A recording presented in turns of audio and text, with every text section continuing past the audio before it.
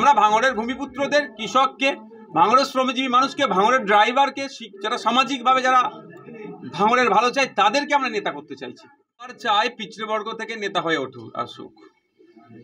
আর বড় ভাইজান বারবার বলে যে যারা আসছেন, যারা সামাজিকভাবে রাজনৈতিকভাবে পরিপূর্ণতা না পেলেও সামাজিকভাবে যাদের দৃষ্টিভঙ্গি পজিটিভ তাদেরকে এগিয়ে নিয়ে আসার জন্য।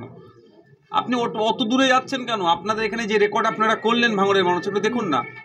আমি 2022-এ রক্তদান সম্ভবত ছিল না, 2023 রক্তদান শিবিরে করেছিলাম। আমি 2720 জন হয়েছিল, সেটা সম্পূর্ণ চাপ আমি নিয়েছিলাম, আমি তত্ত্বাবধান করেছিলাম, হ্যাঁ, আমার সহযোগিতা নিয়ে।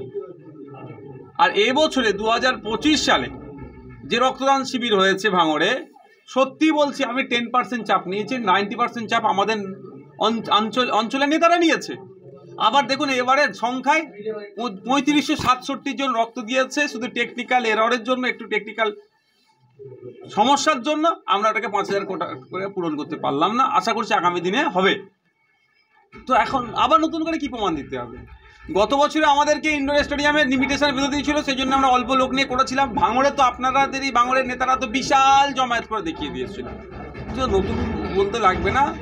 আমরা চাইছি কোনো ওই তোলাবাজ জগছুড়া নেতা, এই অন্যায় করা নেতাকে আমরা নেতা হিসাবে দেখতে চাইছি না। আমরা ভাঙড়ের ভূমিপুত্রদের, কৃষককে, ভাঙড়ের শ্রমজীবী মানুষকে, ভাঙড়ের ড্রাইভারকে, যারা সামাজিকভাবে যারা ভাঙড়ের ভালো চাই তাদেরকে আমরা নেতা করতে চাইছি।